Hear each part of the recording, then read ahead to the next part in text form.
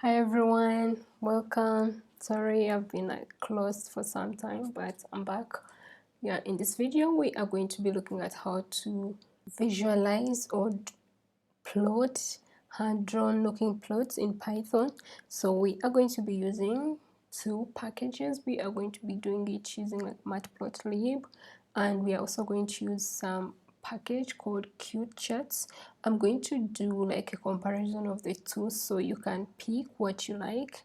Yeah, so let's start. First we have to, if you don't have the packages already installed, they don't come with Python, so you have to install them.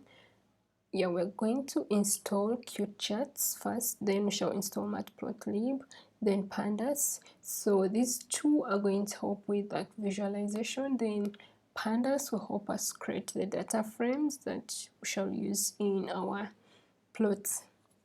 So after installing, I've commented them out because I already have them installed, so I don't have to install them again.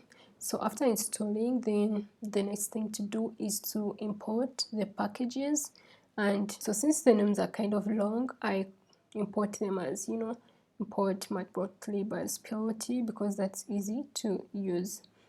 Then next thing is to create the object. So for matplotlib, we use xkcd to draw these hand-drawn looking charts. So you initialize it at the top. That's what I did, so I can use it everywhere. So we are going to be visualizing the common plots, bar graph, then line graph, scatter plot, and pie chart. But you can do it with anything else, any kind of visualization you want. So let's look at our first. Let me import and initialize this. Then let's look at our first plot, which is a bar graph. So I created some kind of dummy data, but you can use any data you have, yes. So I just use this age, score, then the name of Mrs. Student. Yeah, so this is how our plot looks like. I think it's cute, don't you? Yeah, so I've gone with the default colors, but you can change your colors if maybe you want it to be black and white to look more hand-drawn. You can do that. So they're cute. Then let's see how this looks like with cute charts. So cutecharts, you set options, your label, your X label, Y label, then you add your data frame. I am going to leave a link to a blog that has this code, so you can go through it, improve it, do use it the way you want. Yes, so cutecharts gives us an HTML file. This is because for it it's more interactive and dynamic, so yeah, it doesn't give you an image. Let's look at how the chart looks like. Yeah, so this is how our chart looks like, when we open the HTML file, which is saved as render.html. Yes, so you see that it's more interactive and dynamic. When I click on a given bar, it gives me the name of the person and the score. Yeah, this is really nice, if you're demonstrating something. Yeah, let's go back and look at other plots. So our next plot will be a scatter plot, and yeah, this looks like this. No, the data was really little, so the scatter doesn't look like it's it's more of a sparse.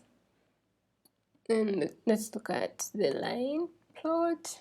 I'm assuming you know how to do visualization, but yeah, if you don't know, then I have a blog on that.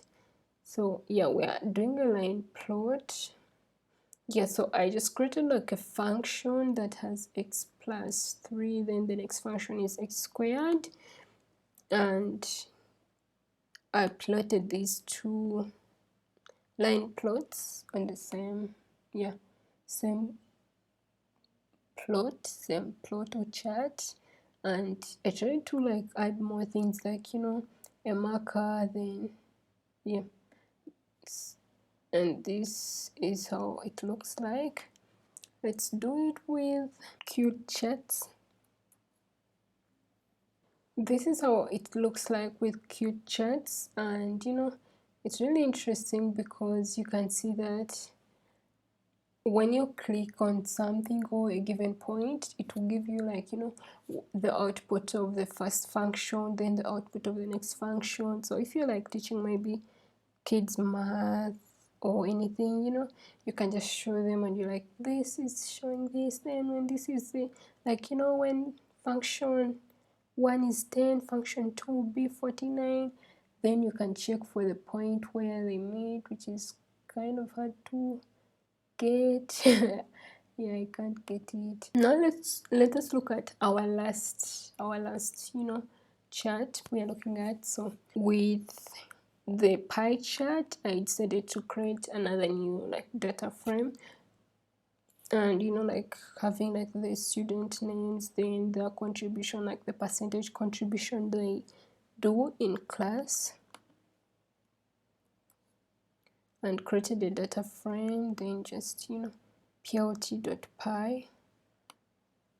So this is how it looks like. You know, it's not that precise, though it's cute and beautiful. So if maybe you just want to like use your charts for some kind of like branding, and you know, you can use this format, then cute charts. This is how our cute charts output looks like. So we have here like the key having, you know, what each color represents, and when you click on the chart, you'll see that something pops up and you have like the name, then the percentage representation, and I think it's really like cute. Yeah, so that's it for this video.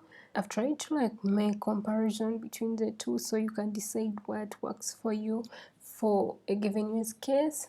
Thank you for watching. I'll be leaving like a link to a blog that has, you know, this code, like everything I've been talking about. Please like, share, and you can also give me ideas of what you want me to talk about next. Yeah, bye. See you in my next video.